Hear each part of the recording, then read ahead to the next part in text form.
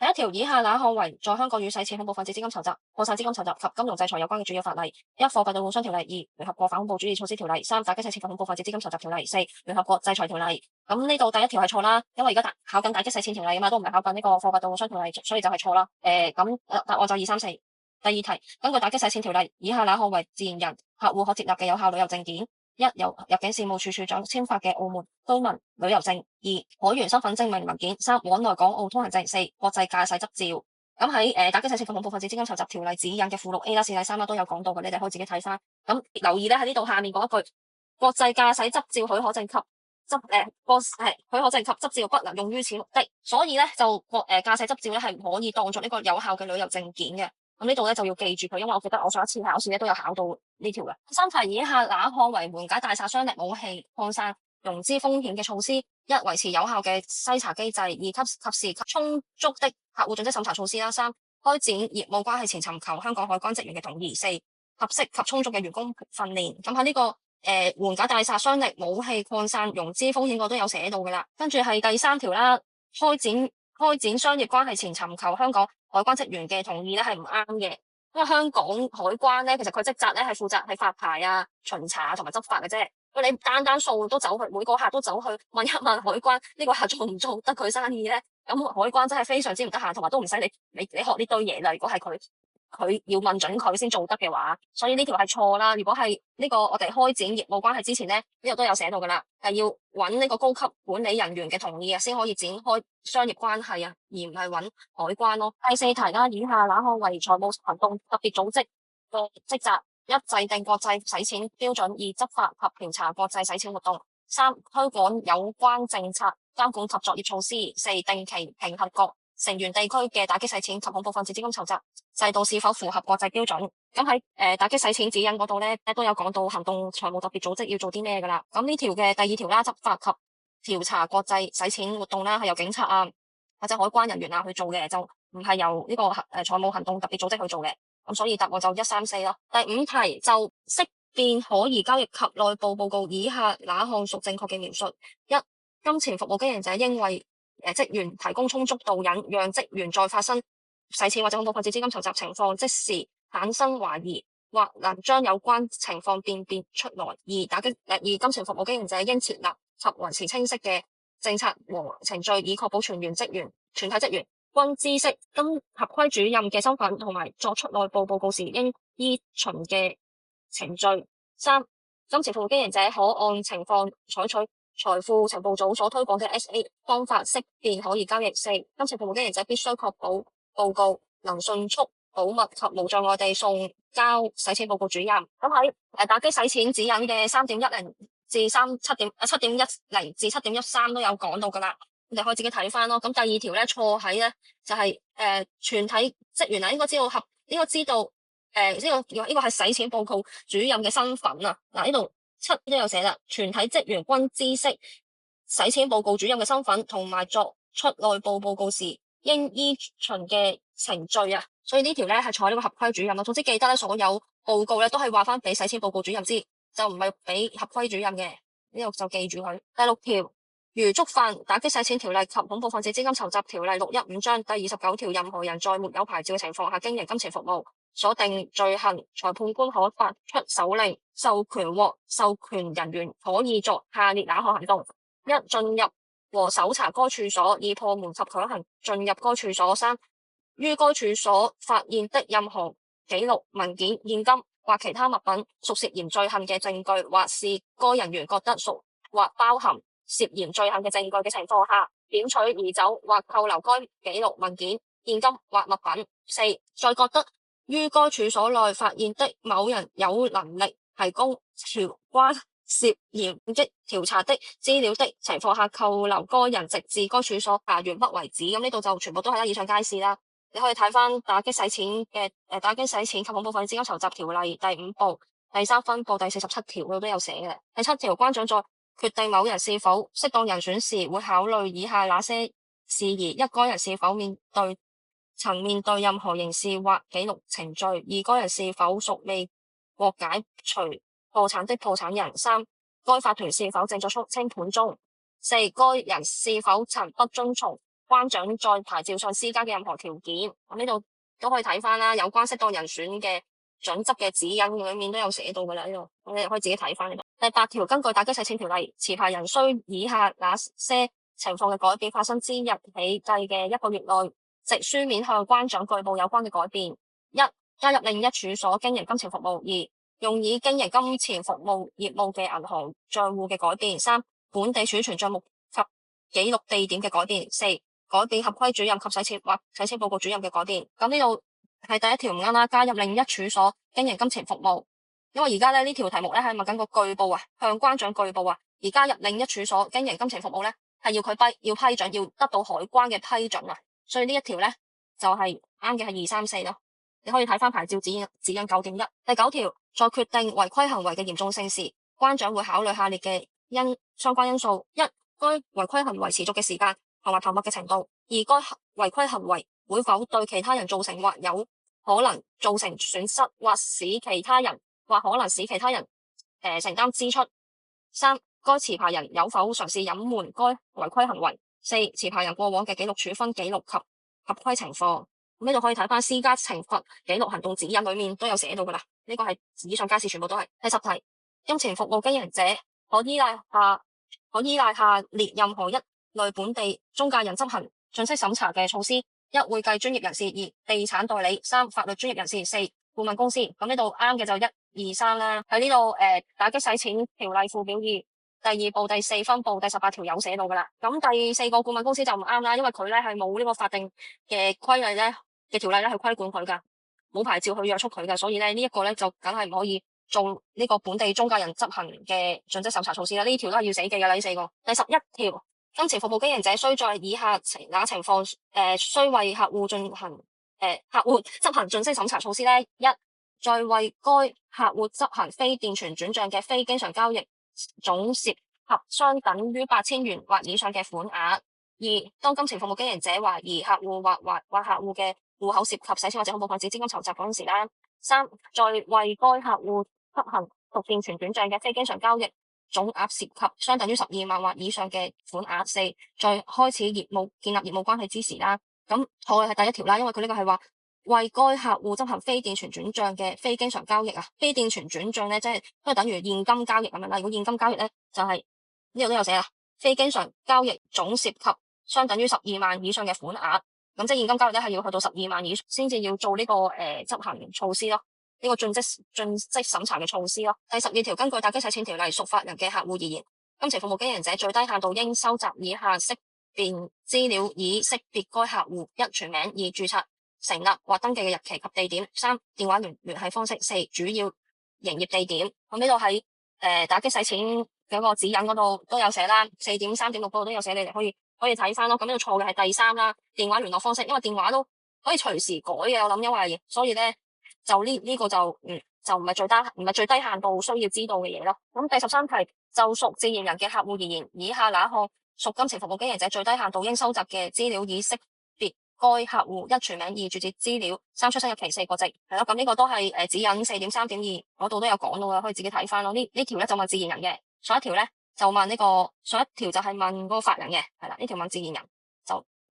第14條，匯款機構進行涉及8000蚊以下嘅款額啦嘅電存轉賬啦，必須附隨下列哪項匯款人及收款人嘅資料：一、匯款人嘅姓名或名稱；二、收款人嘅姓名或名稱；三、匯款人喺匯款機構開立嘅戶口啦；四、匯款人嘅資料嘅地址。咁呢個係8000蚊以下啦，就唔需要地址嘅。如客戶記錄包括文件，以下哪項備存記錄方式符合打擊洗錢嘅要求及規定：一、備存該文件嘅正本；二、在自有關交易完成嘅日期起計至少5年期間內備存，不論有關嘅業務關係是否在該段期間內終止亦然；三、備存微縮影片或電腦數據庫備存該文件嘅副本；四、備存文件嘅正本或該文件嘅副本備存於夾萬或帶鎖嘅櫃子裏啊。咁呢個啱，呢個咧就係指引8.7都有講啦。咁特別留意係第4啦，講係擺喺個夾萬或者個櫃嗰度咧，係呢個一定要記住，呢個我上一次考試係有考到噶，呢個一定要記住佢，係唔可以擺喺個櫃桶嗰度，係要放翻入去嗰部電腦入面，一定要記住啦。咁同埋2題嗰度都要記住啦。係5年啊，係交易完成嘅日期起計至少5年內備存啊。第16題在下列那情況下，關長可撤銷或暫時吊銷金錢服務經營者嘅牌照？一、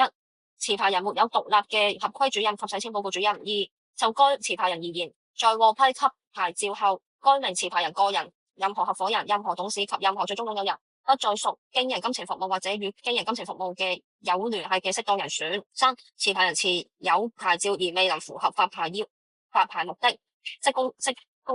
提供金錢服務。四、持牌人未能維持本地儲存帳目及記錄地點，或本地儲存帳目及記錄地點未能符合本牌照指引所在嘅規定。咁呢度牌照指引7.1嗰度都有寫噶啦，你哋可以睇翻咯。咁呢度錯嘅咧係第一個選項啦，持牌人沒有獨立嘅合規主任及洗錢報告主任。咁喺呢個打擊洗錢指引嗰個咩金錢服務經營者適用嗰份嘢嘅3.9下面嗰句咧都有寫到咧，合規主任及洗錢報告主任咧嘅職能咧可由同一人執行嘅，視乎金錢服務經營者嘅規模而定啦。即係合規主任同埋洗錢報告主任咧係可以同一個人做嘅咯，即係唔一定要呢兩個職位係要由兩個人去做，唔一定嘅，都可以同一個人去做嘅，視乎呢個金錢服務經營者嘅規模而定啦。第17條，下列哪項屬於金錢服務經營者違反發牌規定或條件？一、未能在指明期限內完成持續培訓課程或者研討會；二、沒有按時遞交季度交易報告；三、沒有遞交業務計劃或者打擊洗錢嘅政策；四、業務計劃書內預期嘅利潤與實際盈利不相符。咁你可以係睇翻呢個項目啦，申請牌照或者續牌嘅常見文件啦，佢裏面都有寫到噶啦。咁錯咧就第4條啦，業務計劃書內預期嘅利潤與實際盈利不相符咧。咁而家考緊呢個打擊洗錢條例啊嘛，你賺幾多錢關呢個條例咩事啫？所以咧就啱嘅就1、2、3啦。18條，根據牌照指引，持牌人有什麼責任？一、領有牌照在牌照指明嘅處所經營金錢服務嘅持牌人，須在該指明嘅處所內的一處顯眼地方展示該牌照嘅正本或者副本。二、持牌人必須維持本地儲存帳目及記錄地點。三、持牌人必須按時以關長指明嘅格式向關長遞交定期申報表。四、如有使用銀行帳戶經營金錢服務，該銀行帳戶必須屬持牌人嘅公司啦、持牌人嘅獨資經營者啦、合夥人啦、董事啦或最終擁有人嘅名下。咁呢度咧就2、3、4都係啱噶啦。咁可以睇翻牌照指引嘅持牌人責任呢一度，呢幾項你哋都睇一睇佢啦，都要記一記佢噶啦。咁錯咧就第1條，領有牌照在牌照指明嘅處所經營金錢服務嘅持牌人，須在該指明嘅處所內嘅一處顯眼地方展示該牌照嘅正本或者副本咧係錯嘅，錯喺呢個副本嗰度啊。個牌咧要擺喺個鋪頭入面最顯眼嘅地方之外咧，仲一定要記住係擺正本，唔可以擺副本，一定要擺正本，仲要擺喺顯眼嘅地方，呢個一定要記實佢。第19條，如金錢服務經營者藉中介人執行客戶盡職審查措施，並由中介人持有客戶嘅識別及核實文件，以下哪項屬正確？一、中介人會在收到金錢服務經營者嘅要求後，盡快在合理地切實可行嘅範圍內提供有關嘅文件及記錄。二、金錢服務經營者該確保中介人在終止服務後會將文件同埋記錄交回俾金錢服務經營者。三、中介人應備存相關記錄至少3年。四、金錢服務經營者應確保執行該等措施嘅中介人已設立系統。咁喺打擊洗錢，即係金錢服務經營者適用嗰個4.11、8.10同埋8.12都有寫到噶啦。咁呢條錯咧，第3個選項啦，中介人應備存相關記錄至少3年，一定要記住所有記錄，所有嘅備存記錄一定要儲存去到5年，就算中介人備存都係要去到5年。4.1度都有寫噶，這些文件及記錄如由中介人備存，金錢服務經營者須向中介人取得承諾，在金錢服務經營者與該客戶嘅業務關係持續期間，以及由有關業務關係終止嘅日期起計嘅至少5年之內啊，要記實呢個條。關長在什麼情況下可能拒絕向申請人批給經營金錢服務嘅牌照？一、申請人嘅高級管理層沒有成員喺海關指定嘅能力評核取得合格成績；二、申請人未能委任合資格嘅合規主任或者洗錢報告主任；三、申請人或申請人業務中一個或多過一個申請人未能通過呢個適當人選嘅判定；四、而使用嘅處所唔適合經營金錢服務啦。咁以上皆是咧，全部都係喺牌照指引5.10嗰度都有寫啦。鑒於並非所有政治人物均會構成相同程度嘅洗錢風險，金錢服務經營者應該更嚴格嘅盡職審查措施嚟定程度時，應考慮以下哪一項相關嘅因素：一、政治人物所擔任嘅重要公職啦；二、擔任重要公職嘅政治人物所處嘅司法管轄區涉及嘅地區嘅風險啦。三、業務關係嘅性質。四、政治人物停任重要公職後可以繼續運用嘅影響力，呢個係以上皆是嘅，可以睇翻金錢服務經營者適用嗰份指引。第22題，當金錢服務經營者知悉某客戶或其客戶的實益擁有人屬政治人物時，應該執行以下哪些措施：一、立即拒絕交易並向聯合財富情報組報告；二、採取合理措施，確立該客戶或該實益擁有人嘅財富來源及將會牽涉於而建立嘅業務關係中嘅資金來源；三、取得有關高級管理層的批准；四、執行更嚴格的盡職審查措施。咁呢度嘅咧就係第一條啦，2、3、4都啱啦，可以睇翻打擊洗錢及恐怖分子資金籌集指引嘅4.9.10啦。咁第一個選項錯咧，立即拒絕交易並向聯合財富情報組報告咧，因為海關咧係唔俾金錢服務經營者咧用呢個一刀切嘅拒絕合法嘅交易咯。咁雖然佢係政治人物，但係佢唔代表佢嗰筆錢係有問題噶嘛。咁你就當知道佢係政治人物嘅時候咧，就要查佢資金來源啊，得到嗰啲高級管理層嘅批准啊，同埋更嚴格嘅盡職審查措施啊。咁同埋呢度都有講噶啦，即係右手邊呢度複核內部披露及例外情況報告，並根據一切知識嘅資料決定是否有需要向財富情報組作出報告咯。所以第一個選項就係錯嘅。第23題，為使合規主任及洗錢報告主任能有效地履行佢哋嘅職責，高級管理層應喺切實可行嘅情況下，確保合規主任同埋洗錢報告主任：一、擁有合適資格及具充足嘅打擊洗錢或者恐怖分子資金籌集嘅知識；二、在該金錢服務經營者具有一定嘅資歷同埋權力；三、通常長駐喺香港；四、獨立於所有營運及業務職能。咁呢度啱嘅就係1、2、3啦，可以睇翻金錢服務經營者適用嘅指引3.8嗰度嘅。咁第四咧，佢寫住獨立於所有營運及業務職能咧，就要視乎翻金錢服務經營者嗰個規模嘅限制嘅，都係3.8嗰度有講啦。B 嗰度獨立於所有營運及業務職能，視乎於金錢服務經營者規模嘅限制。第24條，在機構層面進行洗錢或者恐怖分子資金籌集風險評估嘅適當步驟，應包括：一、記錄風險評估程序，包括識別和評估有關風險嘅程序，並附以相關內部與外部來源取得嘅定質與定量分析及資料；二、在釐定整體風險水平及而採用何種程度和類別合適嘅減低風險措施前，事先考慮所有相關風險因素；三、由高級管理層審批風險評估結果；四、設有適當機制應關賬要求提供風險評估嘅結果。咁呢度全部都啱嘅，可以睇翻金錢服務經營者適用指引2.3嗰度。跟住25題，以下哪項作為金錢服務經營者嘅高級管理層應有嘅監督？一、委任1名高級職員擔任洗錢報告主任，作為報告可疑交易嘅中央聯絡點；二、高級管理層應清楚了解金錢服務經營者嘅洗錢或者恐怖分子資金籌集嘅風險，並確保以妥善管理有關風險。三、關於洗錢或者恐怖分子資金籌集嘅風險同埋打擊洗錢或者恐怖分子資金籌集制度嘅管理資料，應以合時完整、易於理解及準確方式通知高級管理層，讓佢哋能夠喺掌握充足資料嘅情況下作出決定。四、委任一名屬管理層嘅合規主任，全面負責建立同埋維持金錢服務經營者嘅打擊或者恐怖分子資金籌集嘅制度。咁呢度全部都啱啦，可以睇翻嗰個金錢服務經營者適用指引第3章嗰度。第26題，合規主任嘅主要職能係作為金錢服務經營者嘅一個中心點，以下哪項為其責任？一、制定及或持續複核金錢服務經營者嘅打擊洗錢或者恐怖分子資金籌集嘅制度；二、提供有關如何避免通風報信嘅導引；三、全方位監督金錢服務經營者嘅打擊洗錢或者恐怖分子資金籌集嘅制度；四、與高級管理層就打擊洗錢或者恐怖分子資金籌集制度嘅主要問題進行溝通。咁呢度啱嘅就1、3、4啦，可以睇翻打擊洗錢及恐怖分子資金籌集指引嘅3.9同埋3.10啦。咁錯嘅咧就第二個選項。提供有關如何避免通風報信嘅導引。咁呢個避免通風報信嘅導引咧係洗錢報告主任去做嘅，因為佢要即係將啲報告話俾一個即係真係有報告嘅時候就話俾嗰個財富情報組知啊嘛。咁所以咧佢就要避免通風報信嘅問題咯。第27條，以下哪一類客戶會存在較高嘅打擊洗錢或者恐怖分子資金籌集風險，促使金錢服務經營者需對其執行更嚴格嘅客戶盡職審查措施。一、客戶嘅子女屬政治人物；二、客戶屬政治人物；三、擁有權及結構複雜嘅公司嘅實益擁有人；四、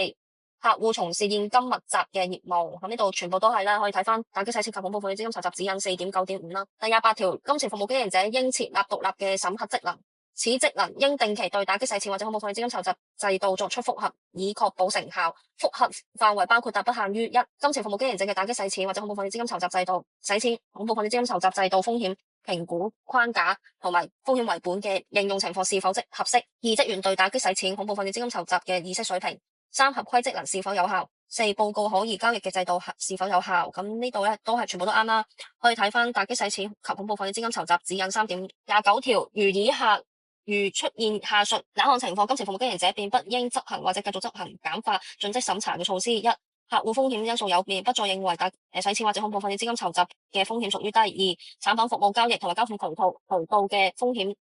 因為有變啦，不再認為洗錢或者恐怖分子資金籌集風險屬於低。二、對過往識別或核實嘅身份而取得嘅資料是否真實或充分存疑。四、金錢服務經營者懷疑有洗錢或者恐怖分子資金籌集嘅活動啦。咁呢個全部都係啦，可以睇翻打擊洗錢及恐怖分子資金籌集指引4.8.3。第30題，以下哪項為洗錢報告主任嘅職責？一、提供有效如何避免通風報信嘅導引。二、複核內部披露同埋例外情況報告，並根據一切知識嘅資料決定是否有需要向財富情報組作出報告。三、備存該等內部複核嘅所有記錄。四、確保職員對負責打擊洗錢或者恐怖分子資金籌集嘅意識水平。咁呢度錯嘅，啱咧就1、2、3都係啱嘅，可以睇翻打擊洗錢及恐怖分子資金籌集指引7.9啦。咁第四個選項係錯啦，確保對負責打擊洗錢或者恐怖分子資金籌集嘅意識水平咧係合規主任去做嘅，唔係洗錢報告主任做嘅呢樣嘢。第31條，金錢服務經營者嘅交易監測系統及程序嘅設計、自動化程度及精密程度，應適當地因以下哪些項目開發？一、產品及服務嘅性質。二、系統及管控措施嘅性質。三、業務所產生嘅洗錢、恐怖分子資金籌集嘅風險、業務嘅規模同埋複雜嘅程度。咁呢度全部都啱嘅，可以睇翻打擊洗錢及恐怖分子資金籌集指引5.4。第32條，金錢服務經營者喺設計交易監測系統及程序，應顧及以下哪些特徵呢？一、交易性質同埋類別。二、連串交易嘅性質。三、交易嘅對口單位。四、付款同埋收款嘅地點。咁呢度全部都啱啦，可以睇翻打擊洗錢及恐怖分子資金籌集指引5.7啦。跟住33條，匯款機構喺涉及1或者以上嘅款額嘅匯款交易，應該向客戶收取以下嘅資料：一、匯款人嘅姓名啦；二、匯款人嘅地址啦；三、匯款人喺匯款機構開立嘅戶口啦。由匯款機構編配於該電傳轉賬嘅獨特參考編號。四、收款人嘅姓名啦。咁呢啲全部都要啦，可以睇翻打擊洗錢及恐怖分子資金籌集指引10.5。第34題，金錢服務經營者嘅篩查數據庫應包含下列哪項？一、恐怖分子名單。二、制裁名單。三、關長不時告知金錢服務經營者嘅名單。四、警務處公布嘅通緝人士名單。咁啱嘅就係1、2、3，可以睇翻打擊洗錢及恐怖分子資金籌集指引6.12至6.19啦。咁第四個選項咧，警務處公布嘅通緝人士名單咧係唔啱嘅，因為通緝人士咧唔代表咧佢係犯咗嗰個洗錢條例嘅。咁所以就唔包括啦。第35條，為避免與任何嫌疑恐怖分子及可能被指認嘅各方建立業務關係或進行交易，金錢服務經營者應實施有效嘅篩查機制。